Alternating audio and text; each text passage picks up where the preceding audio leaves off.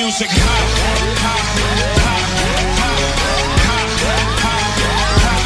Music.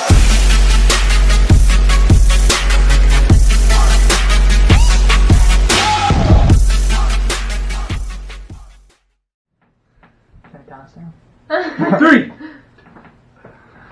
All right, everybody. Here we are back at the Cap and King Wadcast with Fraley. I am Christian. I'm Dallas. And I'm Fraley. And this is our part 3 to talking about the 2020 Reebok CrossFit Games. It has been a long weekend. They are in their last day of competing. From this competition that should have happened back in the end of July, beginning of August. Here we are in October, finally getting to do it. And this is the last day to finally crown the fittest on earth. Man, I feel like everybody knows who's going to get that #1 spot. It's anybody's race, isn't it? Anybody's race. Kind of spread. But either way, everyone showed up, and I really liked the effort that everybody put in. Absolutely. I mean, for the race from 2 to 4, we joke about it. One was locked up. We know who's going to do it, but everybody fought. Yeah. All of the last of the third day. We got to see the 5 fittest humans. It was good stuff. Competing. Mm-hmm.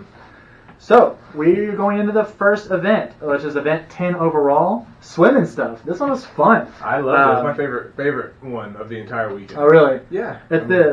I love a good swimming event, so anything like that. And then partnering up with more equipment than we have seen with swimming so far. Yes. We had 4 rounds. Each round was for time, and they would add up the total times of each round to get a score.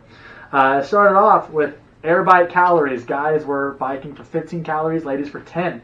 Then we do a 50-meter swim, 1 lap down a pool, 10 GHD sit-ups, 10 slam balls with a 60-pound ball for guys, 40 pounds for girls. Then they would rest until that 4 minutes was up. Then they would do it again, but in reverse. 4 times total. 1 way counted as a round, doing it in reverse counted as round 2.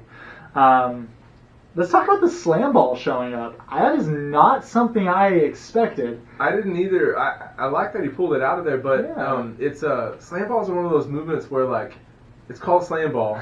You're supposed to slam it, but they kind of start turning into ground to overhead. Exactly. Like the standards don't quite make it stay a slam ball. Right. But either way, as people got wetter, where they couldn't dry in between, they couldn't do ground to overhead. Right. So we went, I'm slamming it.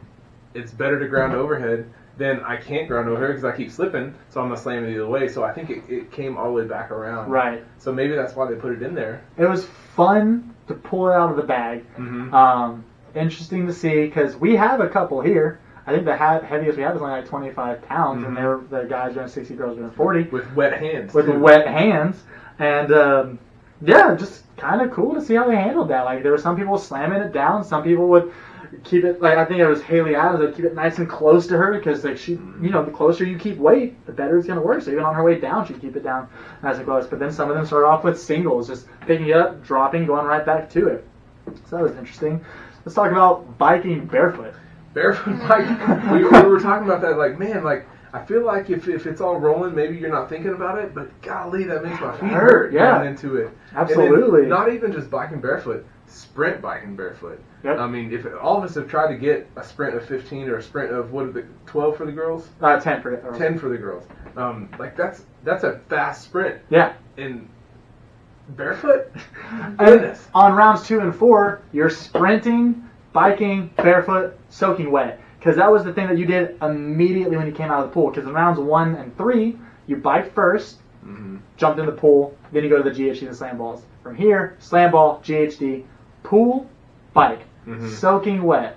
They had towels. I didn't see a person get a towel a single time except for in between rounds where they would not dry themselves up, they would dry the equipment off. Yes. Yeah. And see, I think those athletes are so good, they didn't make the swim look as bad as we all know that swim was. Right. And if you haven't ever swam in a workout, I would have died 100% there. Even on round 2 and 3, there were athletes getting a breath every stroke. Mm-hmm. Now, not Tia. Noah was way better, which, by the way, finally realizing what he did in college, he's a water polo player. Right. That makes a lot of sense. Him being a good swimmer and everything, it was cool. That was just a personal note. I thought it was cool to finally see what his background was. I love hearing about these different people, different athletes, different backgrounds. Yeah, it's amazing. because we're in Arkansas. We don't have water polo. Yeah, no, everybody right? played Little League football. Yeah, exactly. And none of us were good. The end. Or right? they were a theater major. Hey, Shout out. That was me. Yeah, yes. LOL. Obvious. It's Hey. Christian. All right. So, either way, we're doing this now. Not doing what we were doing earlier. Exactly. Not theater. Not Little League football. But you watch Tia in the water. You watch Matt in the water, and then I believe I can't remember if it was Sam McQuant or Jeffrey Adler that Sam was pushing. Yes. It's doing all those movements. I can't breathe when I do bike and something that's not in the water. Right. Doing bike and getting in the water is insane, and it was so impressive to see him. It's going to be kind of a dark joke. But imagine you're in that pool and you're just thinking this whole weekend could be over. I could be stuck in a big old mouthful of water. I could be done. Not a big deal. But either way, I mean, and then but even more sadistic, they put GHDs in this thing. That's where they decide to put it. Because you get out of the pool to catch your breath. So, all right, you're going to stretch your back out. You're going to elongate the lungs. Breathing's going to be really hard for 10 reps. Yeah. But, I mean, they did well. I mean, I really don't think that it was, like, detrimental to any of them. They all handled it really awesomely. Yeah. But, I mean, it's that was my favorite of the weekend as far as events go. That's a good one. We could see them go. You knew something the athletes didn't know. They didn't know their cumulative time, which I think was really cool. Yeah, that was really cool. And so you see like Matt like really beating. It was Noah, and then I forgot who ended up finishing. Well, it was Sam Quant who actually came first. This was a rare Matt didn't come first event. There you go. Yeah. And he was making up some time. Yeah. But he couldn't make up as much time as he got on that first one. He Absolutely. Really smoked him. He was just the larger athlete getting to start on that bike. He ripped through that 15 and just handled it from there. And I think he was fairly consistent throughout. Yeah, I mean, one of my favorite events. I love the swimming aspect and how little they did. I mean, I think they went overboard on some of the running. Yeah, I'd agree with that. Put too many runs. And the swimming was super doable. I mean, not that 50 meters is a cakewalk by any means. For a swimmer, it is. But paired anybody who's good at swimming with those other movements, it's going to be awful. But it was still doable. And I think that's what I miss on some of these workouts. I love whenever an athlete gets to put on display what they do. And some of those workouts were just like, right. I hate you. I hate you more. Embarrass your family. You know what I'm saying? Like it got so bad, but this one was really cool to watch. Everybody got the adequate rest. Yep. Went back the other way.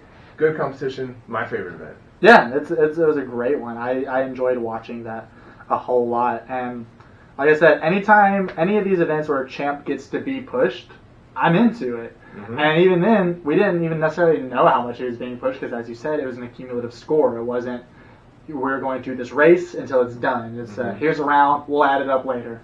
Yeah. So that was really cool. But it's another testament to how far Matt and Tia are. Yeah. They're like, okay, we're going to throw the worst thing out.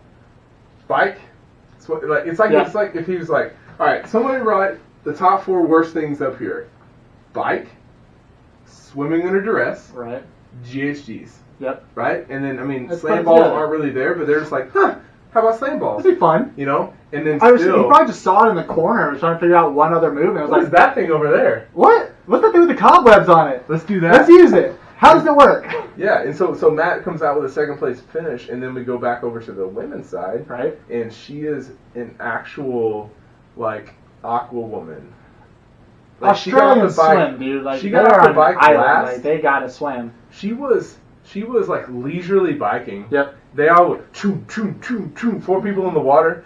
She like gets off the bike, jumps in. Yep. First one out of the water. She was oiled up. She was going through there so easily. It was beautiful. I can't remember who it was that was racing her in the last round. Haley. It was Haley? I thought so. And I felt so bad for her because she kept twice. She got off the bike before her, Yeah. got done before her, but then just kept getting behind in the water. And I was like, dang. She's like, is that the other athlete? Yeah. I'm going so fast. Why is she still fast? My favorite was just watching in that last round, Tia and Haley so close, and I'm like, oh man, Haley in the first round beat her by about, not quite 10, maybe 6 or so seconds. So if she could push this last round, maybe, wait, where's Tia going? Yeah. There's somebody's it's pushing over. her. Yeah. She has actual paddles on her feet. Yeah, yes. Something's going on. But, I mean, that was just wonderful. I mean, that was... not that she hadn't already stamped it, but she's like, that's all you got? Yeah. You're going to throw me at that? I got you. I could let you win and get some points, but why would I? Yes. Stay down there, you peasant. Every first place I get is more money in my pocket. Exactly. But, I mean, it was good. I mean, but then you kind of go past Tia and Haley, and it's kind of a just...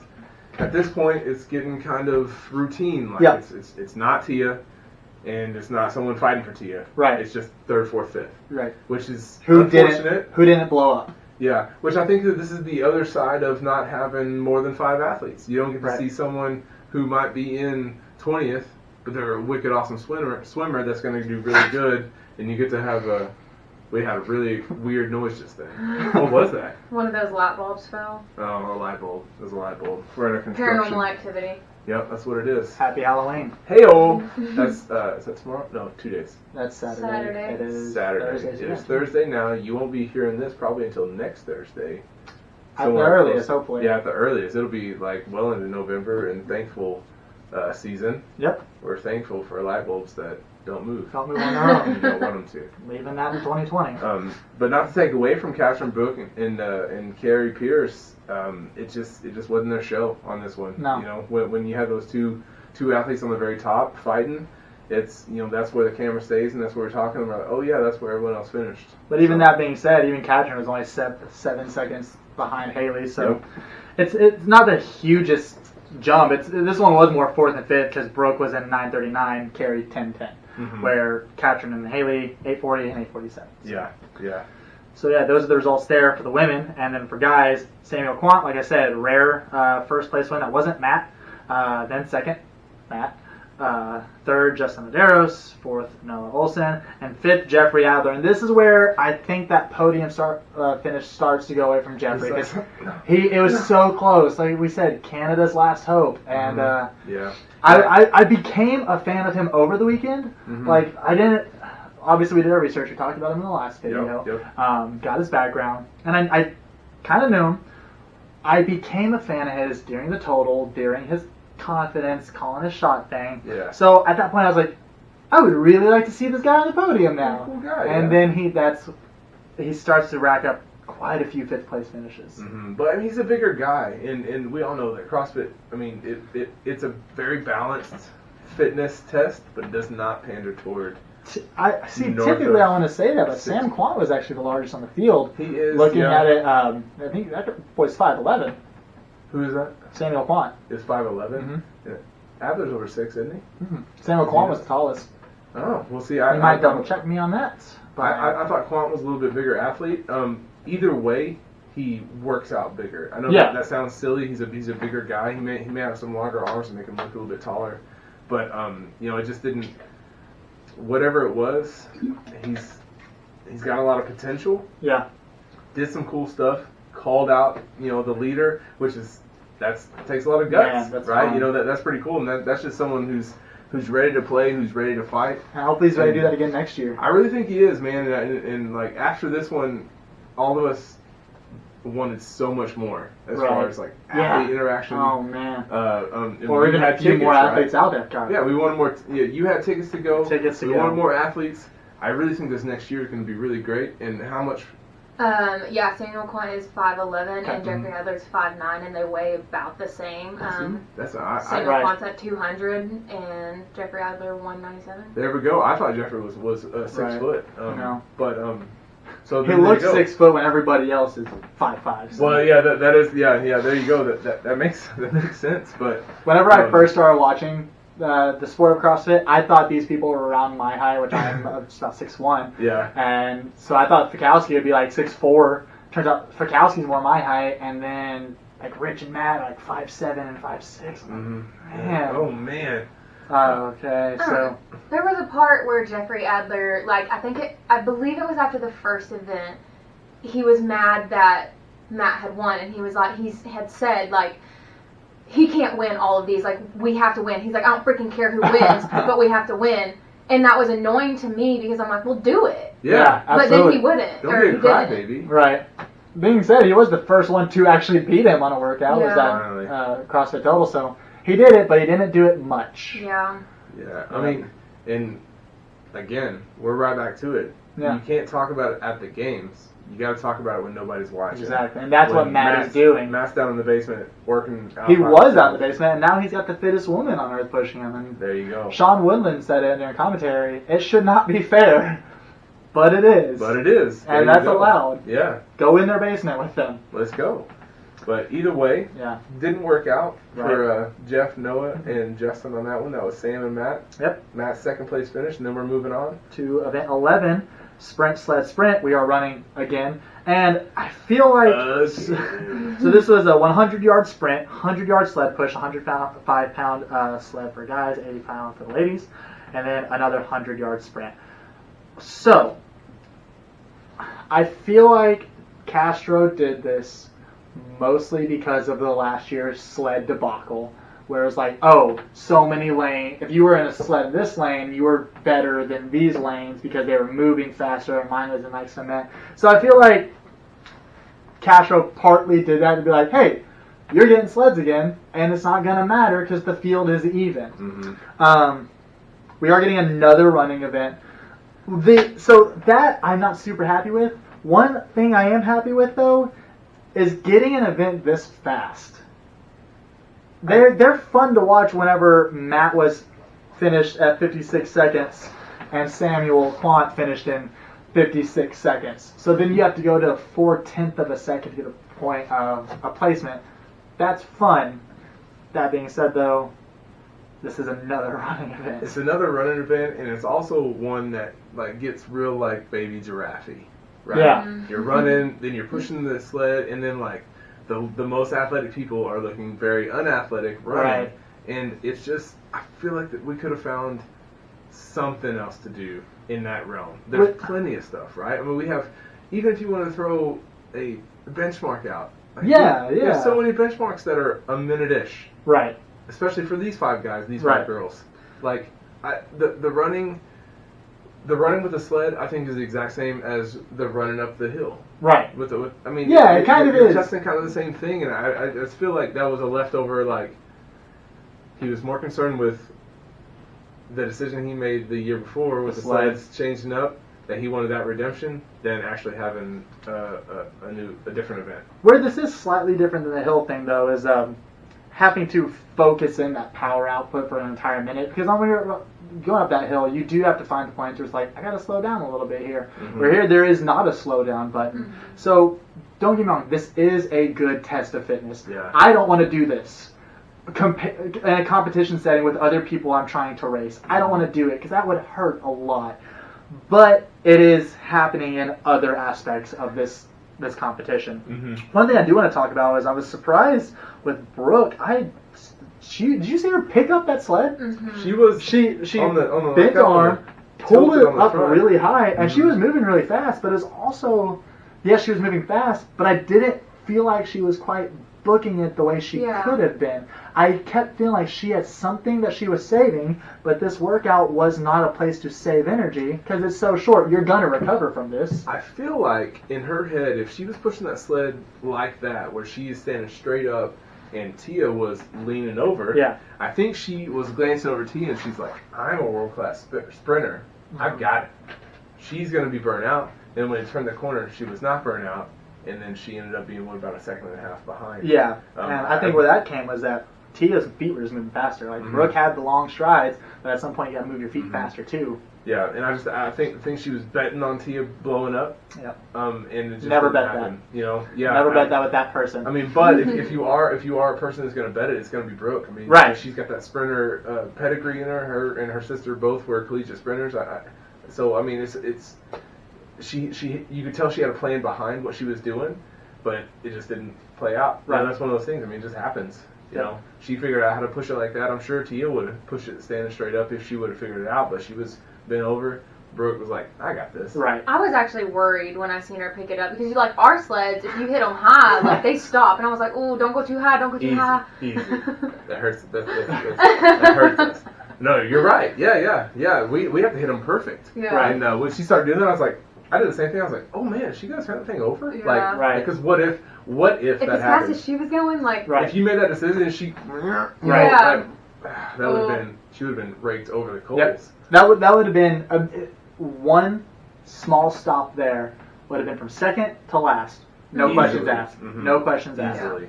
So getting through this because I feel like we're gonna have quite a bit to talk about in the last one. First to fifth, Matt Fraser, Sam Kwan picking up another second place win. This is day 3. It's just where he lives. Justin Medeiros in third, Noah Olson fourth, Jeffrey Adley fifth, picking up another fifth, and then women, Tia Toomey, Brooke Wells, Katrin Davis' daughter, sled dog pushing that sled, Haley Adams, Carrie Pierce. You see Carrie kind of finishing the last of some of those. I mean, she's just not a big girl. You Right. know, she lives on those gymnastic stuff, and then that power output, plus just needing a little bit more weight. Right. And that's unfortunately what kind of she kept running into across the weekend. And so finally, going to probably the most controversial event of the weekend, Atlanta. Dave Castro promised that the last workout of the 2020 Reebok CrossFit Games would be the hardest final event of any CrossFit Games, and possibly the hardest event. Whether you like it or not, I think you have to say he lived up to his promise.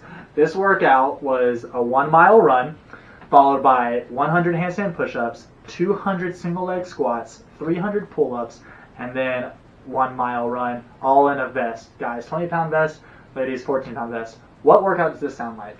Murph. So you brought it up in the last one. We could pull in a benchmark workout somewhere. And Dave Castro said it Should have somewhere. said any of them but Murph. So Dave Castro said it somewhere where he had this plan even before, I think, COVID shut everything down. I don't remember how early he said it when he started it, but all the stage 1 workouts are based off benchmark somehow. A lot of these stage 2 workouts were based off of 2007 or past games workouts. So then why not finish up with a hero workout? Why not finish up with the hero workouts of hero workouts? And then got to give a shout out to Dylan on our Instagram post. Oh, yeah. It's like he willed this one to happen. He willed this one to happen, but you helped him because Dylan said, I want to do Murph with a twist. That boy is obsessed with Murph. Yes. You then commented about what Jacob Hepner did one time. At Jacob Hepner. Where he did it with handstand push-ups and pistols. Yeah. And then we got this workout. So I was excited for this one because I wanted to see these athletes do something like this. I texted Dylan after this was announced, being stupid excited CrossFit coach athlete. I said, when are we doing this? They get about 20 minutes of that workout. I texted him back and said, we're never going to do this. We might do this as a team, no vest, and cutting half the reps. Yes. Maybe. Yes. But I was excited because one of my picks for my podium on women was Carrie Pierce, and you remember her Mary last year where she murdered it. She beat everybody, guys and girls, and was doing strict handstand push-ups the entire time. I thought this is the workout that's going to get her on the podium because I think she was 4th place going in with Haley Adams in 3rd. She needed to get 2 spots in between them. So we started that run. Haley Adams makes it back first, but Carrie Pierce is a little bit behind her, and then that handstand push-up is where she took off. So that's where she lives. That's where she's good at. That's where she's going to win her points. Before we start going into the athletes doing the actual workout, I think what took away from this, and it's not anybody's fault, is the games were won. That's fair. And me personally, that took away a little bit of the fun. So that's not Castro's fault. That's clearly not Matt and Tia's fault. But what I didn't like about this workout is I think it lacked imagination. Okay. Castro is a wonderful programmer, and he can put tons of stuff together. I don't think that there's ever a time where 300 weighted pull-ups can be a test of fitness. I wish that we could honestly interview all of the athletes. Right. And y'all saw Haley. People man, rip. their hands are ripped. Everybody apart. rips. Haley was ripped from here to there. Yep. That's a rare rip, and it was demolished. In my opinion, and I know that you're not out there to have fun. Like, we're looking for, this is a $300,000 purse. Yeah. We're not looking to have fun, but also to have a guy essentially on his high horse saying, how about this? And just throwing it in there, and then it kind of, I don't know. For me, I didn't enjoy it as a spectator, which is a selfish reason. I mean, because if it's going to be a spectator sport, you do have to enjoy it as a spectator. It is, but it isn't. The other thing is, I really felt for the athletes. Right. Because whenever I glanced at it, we were talking earlier. I had to watch this post live, and I was like, oh, okay. The pull-ups are still the bottom part. The squats are going to be the heavier part. And I looked, and I was like, wait, 300 weighted pull-ups after doing. I feel like Castro has some sort of responsibility to take care of his athletes. Right.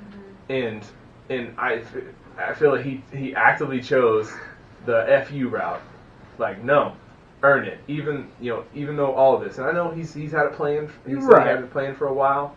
But me personally, I would have liked to see. I'm always on the last day up until this year, on the very last day in the tennis stadium, people got to put on display what they could do. Sure, there was a pegboard that didn't go so well, handstand ring push-ups that didn't go so well. Deficit handstand push-ups. But it wasn't breaking their arm. It wasn't tearing their hands in half. It wasn't that sort of thing. So I was disappointed in that portion. See, I see that. And I think of two things. One, I think, and maybe they talked about it in some interviews, because I caught this workout. I just got off work, threw on whatever was on live, and they were just about to start the workout. Mm-hmm. So I didn't see the announcement of it. So thought one, who tested this workout? Somebody had to test this workout, because Castro does not put in workouts that aren't tested, because he wants to make sure that they are going to be safe.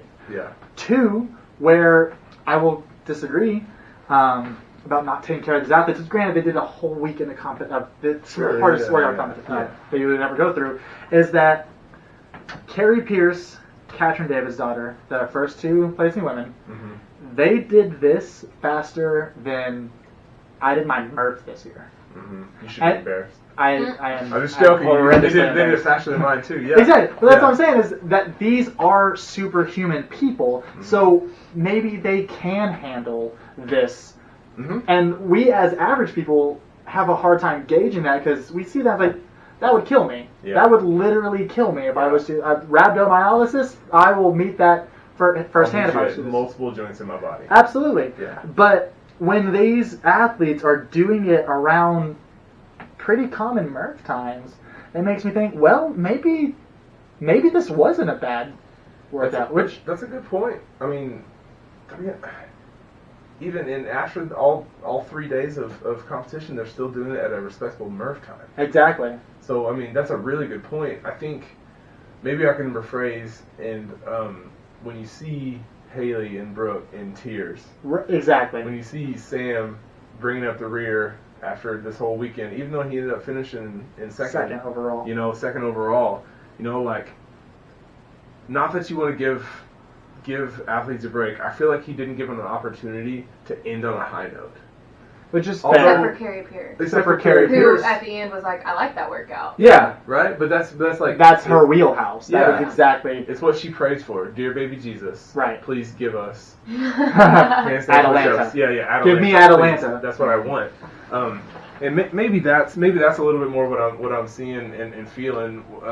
You got to see the raw emotion of some of these athletes right after. Right. And I just... I would have rather seen... Because I think everybody loses and wins no matter what. I mean, I think the podium stays the same and everything. You could have done this in 3 separate workouts. You could have had an opportunity to everyone really do great in all 3 and somehow make it not one. I hated watching it like this. Right. This is more of a day 1, end of day 1, day 2 type workout, to where, I mean, it's not prime time. It's not that it's not entertaining, but watching 200 pistols, bro, and and then 300, and then they're ripping, and you see it, and you feeling for them, and they're hurting, but they got to keep going because You know, I mean, it's such a balance between fighting for something and just being a little bit cruel. I don't know. The only thing that kept me entertained today, because I'm actually on a different end. I was actually very entertained watching this super workout. pumped about it. But I think mostly that's because the race between like Carrie and Haley and getting somebody in between them was a pretty big deal, especially for Carrie there. So Carrie getting there first, and then seeing everybody else show up, seeing that Carrie had to grab a lead. So I was, my eyes were glued to the points, like how many points were in between people. She gets to the pull-ups first. Oh, I expect her to do more than 10, and then that lead gets smaller and smaller and smaller and smaller. And I'm like, oh man, this is like, for me it was pretty exciting. And then we got to see the wholesome Matt and Tia are going to go on a walk together. Like they did this workout almost synchronized as a partner workout. This is a pre-agreed thing. They're like, hey, I'm not going to leave you. You don't leave me. We're going to do this the whole way, and we're going to show. And you saw some of those pictures. Like they're saying we don't have anything to prove. Yeah. We came out here. We did the workout despite not even having to do this workout. And we're going to do it. Put on my bucket hat. Yeah. Put them bucket hats on. I love that. That's that. I'll show you a bucket hat. Yeah. Get it on, and then I mean that admittedly, like I said before, like them already having it won kind of took some of the gas through the out, minimum work right? requirement. You know, I mean it wasn't as fun. It's awesome seeing people race, but again, excellence doesn't have to be fun. Right. They're up there doing their thing, and it's like it's not my fault. Beat me. I think it's the difference in what you title this competition. Are we trying to find the 2020 champion, or are we trying to find the fittest on earth? We're trying to find the fittest on earth. Yeah. So where, as a fan, I want to see something exciting. Yeah. But I also know, I guess, in a weird way, I got to put that in the back burner a little bit because they want to find who is the fittest human alive. Yeah. I think there was a little bit of push for Matt and Tia at the end whenever Matt was like, "Hey, you see Noah up there? Can you run a little faster so I can catch him?" That was probably those little personal things. He's like, man, I'd really like to get it. I think so. But you saying finding the fittest person, you know, maybe that's where I'm losing a little bit of that connect. Like the 300 weighted pull-ups is my issue. And that's a fair issue Because nobody can do anything with their skin holding up. Right. I mean, you can't train for 300 weighted pull-ups, especially because you don't know what was before. You got swimming, you're sweating, barbells, blah, blah, blah, whatever. I know some people didn't rip, but, you know, you're trying to find the fittest person. If my skin doesn't hold up, that was doesn't not matter how my fault, fit you are. You know, like, you're correct about that. know, You're 100%. I think that's my only hang-up, and I don't think that he should have put him in a position. I mean, because you could have easily broken that up. You could, you know, and again, I understand what he's doing. I understand that it was the accurate. The person who's supposed to win that won that. The person who, the two, Matt and Tia, you know, they chose to do it together. I mean, all that was going to happen. I think that's what I'm saying.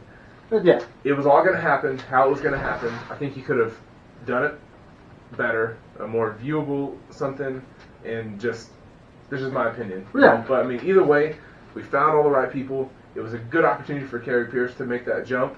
And she did. Right? And she did. And so, all's well that ends well. Right. But and I think he somewhat took that into account, because if you look at these workouts, we were only on the rig twice. We had toes to bar and only 60. Surprising. Exactly. We had toes to bar first event of day 2 and only 60 of them total. They can do 60 toes to bar, no problem. Yeah, for breakfast. Absolutely. They literally did on this one. And then day 1, the first workout, they did a total of 50 bar muscle ups. Again, not a huge deal for them. Yeah. How many ring muscle ups did we see this weekend? Yeah, we didn't. At all. Yeah. So I think he took some of that into account, trying to make sure their hands would be ready. Obviously, when you have 300, though, you could probably go on all weekend without anything on a rig, and it's still. And here we are criticizing a guy who thinks years in advance of what he wants to do, and then is having to adjust to the ranch instead of Madison or what I forget the California. Romas. The ranch. Well, no, the other place. Sorry. Yeah, where they had it before. Carson? Is it Carson? Either way, it was this city. Yeah. And so either way, like he's going from like really great venues. Yeah. That are for the final events, for the big events, for the running events, for the ruck events, whatever. And he's like, I got this like mountainside, and I actually I hadn't said this. I wanted them to actually do something inside that building. I'm surprised it didn't happen. Yeah. I mean, I understand that. I don't know what it looks like in there, but in COVID being in the yeah, you're right. Having all those people for the cameramen and the producers, yeah, that probably couldn't have happened. But either way, man, I mean, we finished with Matt and Tia. I think we had great people jump on the podium that we wanted. Right. That we didn't want. Honestly, can't remember. I'm sure we can post that. These are my projections here. One last note on Atalanta before we go to the podium, though. I want to talk about Atalanta. He spelled it wrong. It was a typo, and they just ran with it. Yeah. I want to talk about how obvious one not so obvious difference about these athletes versus everyday athletes. Imagine if on a Saturday workout we program something like Murph. How do you think everybody's going to walk in that day? Oh, I got to do this if they show up. But like I said, I started the live feed right before the workout started, but I went back and watched him announce the workout. Most of them are smiling. Most of them are raring to go. And this is something that I've heard Ben Bergeron from Comtrain talk about one other time, is that if you want to be a more superior athlete, you can't shy away from the hard work. In fact, you need to change your mentality that you get excited when you see something like that. Mm-hmm. And I've heard him say that. I've tried to adjust my own thinking like that, and it's very difficult. I promise, I can't wait to get on this assault bike. I see, but then you see how they look to that announcement, and like they've trained themselves to be that way, whether they're comp train athlete or not. Yeah. So I thought that was really cool. It's cool. I mean, it sets them apart. Exactly what we talked about. We're literally. They're NFL. Exactly, but we don't think about that they are excited for it. And they are, because I mean they went to the ranch knowing that I might crawl away from the ranch, but I might take first. Yep. I might take second, I might take third, and it's all going to be worth it, no matter what. Even if fifth, it's all going to be worth it. I'm going to leave the part on the line. You see that with people who are in last still going. People who didn't need to do that last snatch, they did that last snatch. They did it anyway. And that's just the heart and soul of CrossFit. That's what we love about it. That's what we do on a daily basis. I mean, clearly not to this level, but when we're at a hard workout and the time cap is up, we all surround someone. We push someone. We push someone to finish. If we did finish, like hell yeah, we got that done, and then we get to go on to life, and that's a good confidence thing. So I mean, I think at a very extreme level, that's what CrossFit's all about. But right. Again, like hearing that announcement and then immediately going to strategizing and this is going to be good, I'm going to do this, going to do that. It's just mind-boggling, right? Because I immediately went to anger. I'm like, this dude. Like, have you not been around? We've been doing this all weekend, But I thought it was a great games. Yeah, clearly I missed the crowd. Right, but with what the year that we've had, I was not unsatisfied, which I thought I would be. Yeah. I was very happy, and maybe part of that is because the games didn't happen for so many months, and I was like, man, just give me something. Yeah. And with stage one, I was a little iffy because those we talked weird. About it. It was a little weird. Yeah. Those workouts weren't necessarily my favorite, but stage two did it for me. Yeah. Yeah. Overall, it really was a good game. There was some stuff that obviously some of us would have changed and didn't want to see as much. But nothing's perfect. I mean, but nothing's perfect, and. We talked about this. We're in the infancy of CrossFit still. Yeah. But we're in the first 23 years of CrossFit. Yep. From hey, this is CrossFit, now to we're trying to get $300,000 purses. Yeah. People who are professional CrossFitters, and so and the first time it's COVID. So here we go. I mean, we've got our champions who we knew were going to be champions. I think we have a really great second and third on both sides. Yeah. And it was a good year. So let's get to this podium. Men's first. We'll go all the way to fifth. Mm-hmm. Matt Fraser, 2020 Reebok CrossFit champion, fittest man on earth. Then, second, sneaking in, Samuel Quant. Yeah. Third, rookie year, Justin Medeiros. Killer. Mullet power. Yes. We've gone this whole day without saying that. I know. I still want to define him by the mullet. He's such a good kid. You're right. He really is. He's a good guy. He's more than the mullet. Hard working, yeah. If we can we reach out to Justin Medeiros, we'll make his documentary and it'll be titled More Than a Mullet. More than a mullet. Fourth place, Noah Olson. Fifth place, Jeffrey Adler. So, moving over to the women's side of things. First place, Tia Claire Toomey, fittest woman on earth, 2020 Reebok CrossFit Games champion. Then Katrin Davidsdottir second, again proving that she's here to stay. Like she's not done. Despite the injuries. She could have given up. Back to the heart of CrossFit. Yep, exactly. Third place, Carrie Pierce. Fourth place, Haley Adams. Fifth place, Brooke Wells. Now, Chelsea, I want you to ask me, why am I happy that Haley Adams didn't make it onto the podium? Christian, why are you happy that Haley Adams didn't make it onto the podium? Chelsea, I'm really glad you asked me that question, because she will never not be on a podium again. Ever. She was so close. And she knows what it feels like to have third place wrapped up. Because she was third place at Atalanta. She needed to be within one spot of Carrie Pierce. She didn't need to beat Carrie Pierce. She needed to be within one spot. It didn't happen. But she is not going to forget this. Is Christian predicting Matt finishing second to Rich Froning and then becoming the fittest man on earth? Are you predicting this for Haley? Yeah. Yeah. I don't. Oh man! It's not gonna be next year that she pushes Tia. I understand that. Yeah. But maybe 2022. Podium next year for sure. Tia Claire Toomey. I say Haley Adams, Katrin Davidsdottir. There you go. Based on what we got right now. So Haley's on podium, but she's gonna be pushing in 2022. If Father Time decides to ever catch up to Matt and Tia, because he hasn't yet, he's in the back. He's worried about COVID. He's worried about COVID. He's not getting out. Haley is going to be something special. I agree with that. She is so good. She's 19. She's training with Rich Froning. Rich is going to teach her how to tackle her weaknesses, build up some strength. And I really like Tasia too. You can't take much away from her coach that was there with her all weekend. Absolutely. I was kind of surprised that Rich didn't go. I know, but I was wondering about that. I bet. I mean, the rapport that two females might have. Yeah, absolutely. As far as like matching emotions and talking and stuff, I think that clearly that went into their decision. But when she did well in that deadlift and beat Katrin, she yelled at Tasia, said, "That a girl," yelled at her, and I love that. And so great group around her. Yeah. And they're not going to let her not keep getting better. And again, just being that close to the podium at 19 years old, almost got to break the record for youngest ever on a podium. That's going to light a fire in her that she is not going to forget anytime soon. She could have came third place, and that would have been cool. She would not have been training as hard for next year, and maybe she wouldn't be on the podium next year. That's true. This is what she needed. Yeah. And I'm looking forward to the women's race. We talked about this. I feel like maybe it was off camera, but the women's race is so much more fun to watch right now. Yeah, absolutely. We don't know anyone past Noah.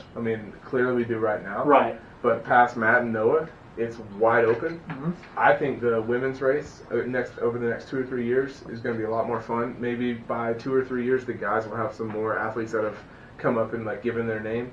But 364 more days till hockey season, bro. We're going. So I'm ready. The season's about to start. Sanctionals are going to start back up. The Open's coming in the springtime. Right. And here we go. I struggled in the beginning of watching the games. This is actually the first year that I've actually really paid attention to the games. And Gotcha. I kind of struggled in the beginning with wanting them to take down Matt and Tia, but then also I just come to the realization, I'm they deserve to be where they're at. Right. They put in the work. There's no reason for me to want them to lose. Yes. They deserve to be that far ahead. They put in the work. They've done the training. They deserve it. Yeah, absolutely. 100%. You get caught in between wanting people to chase them and wanting them to stay there. Yeah. I kind of like the chase, but I also at the same time I'm yeah, you know what? I'm still glad she won. Hell yeah. You've been working for that, right? Yeah.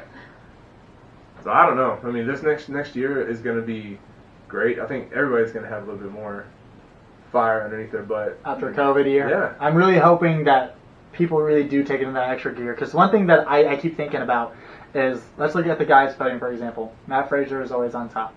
This year, we had Samuel Quant and Justin Medeiros, second and third, respectively.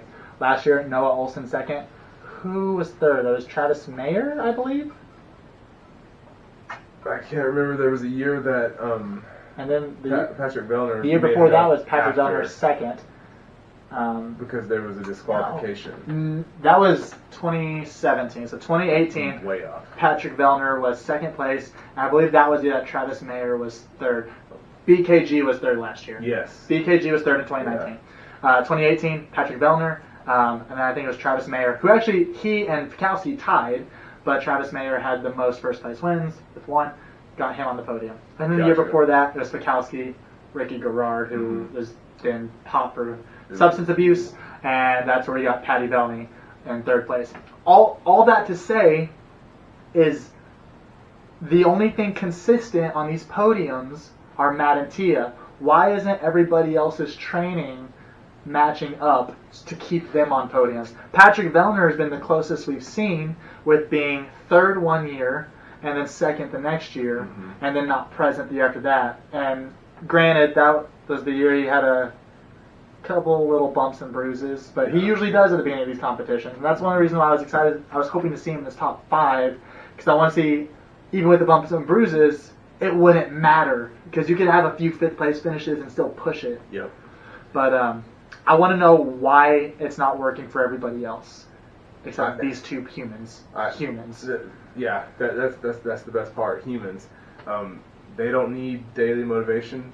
They have it. Yeah. They keep going despite their success, despite what they did yesterday. And I think it also speaks to what is capable of CrossFit as a sport. They're not stopping. They're getting better. Right. They keep showing up way better than everyone else. Everyone talks like, yeah, this is my year. I'm going to do it. I really think I can push Matt and Tia. And they're like, no, I've been training this whole time. I've been training the same way I've always trained. I've been training harder, which means I've been training harder than the day before, which now add that up for the last 5 years. Right. There's not a jump that anybody can make unless they are doing that right now. And in all honesty, they're going to have to give up. Yeah. Or get too old. Break a leg. Something like that, which, Lord willing will never happen. Right. To any athlete. We don't want anything to happen, but you cannot replace time under tension, for lack of a better, comparison there. Time under tension as far as volume, capacity, weights, strength in general, it's all time in the gym. When everybody else is out doing whatever they do, Matt was in the basement. Yep. Tia's in the gym. Matt's in the gym together. And so I think it's all working for everyone else. Clearly it's working just fine. But if they've been stacking bricks longer than everyone else has. Yeah. And they're it's just more. Yeah. And so it's just going to take time. It's going to take someone like Haley to have a fire lit under her. I mean, I personally don't see the fighter in Sam Quant. Right. He's he was a fit guy, but I don't see a killer instinct in him. One of the commentators said it when Sam Quant had locked in his second place finish while they were doing Atalanta. They said, we haven't talked about Sam Quant very much in this workout. Then the other one said, we haven't talked about Sam Quant very much at all this weekend. Mm-hmm. Yeah, I can see that. Yeah. But this was his 4th time at the game, so it's not like he's not always been there. Mm-hmm. I think it's just he hasn't been as exciting to watch. And that's no disrespect to him by any means. That man is fit. Yeah. Second fittest human on Earth in 2020. But is it going to be consistent? We'll see. Yeah. He's consistently improving, yes. Right. But so is Matt. Yeah. And it's hard to beat somebody or even try to catch up to somebody who's improving, who's doubling the second place score. Mm-hmm. Yeah. So we'll see. I mean, as we're able to get more events happening, more crowds there, people are going to start going out. I mean, you see, even at HOA, we were talking about Jeremy Meyer at HOA, we had athletes craving to go somewhere. The Hawaii trail run was out, so we had a whole lot of games athletes come to HOA. And so the first few, when people are out there, they're going to start training. They're going to start hitting it. When they get that taste of that crowd, they're going to be in it. And I really think we're just shaping up for an awesome 2021 season. Man, I'm excited for next year. Hopefully some things clear up so we can have more. We can have crowds again. So fingers crossed. Looking forward to the Open in springtime. So glad it's moved back to that. Hopefully we'll have an outline of what the 2021 season will look like soon. I'm excited. I am too. Chelsea, anything else to add? Uh-uh. All right. Thank you guys for watching. Please like and subscribe. You gotta throw that in the end of YouTube videos. Do the hashtags. Hashtag Cap and King PR, Cap and King ER. Whatever you want us to see. Follow us on Instagram. Let us know what you want to see. Like we said earlier, email us at capandking@gmail.com or Instagram us videos of your accomplishments, anything you're proud of, things we have coming up. The Cap and King competition series is happening soon. We don't know what it is yet because we just made it up on the fly. Also, interview with HOA Heart of America director Jeremy Meyer coming sometime in November. So be looking forward to that. Thank you guys so much. See you guys. Bye.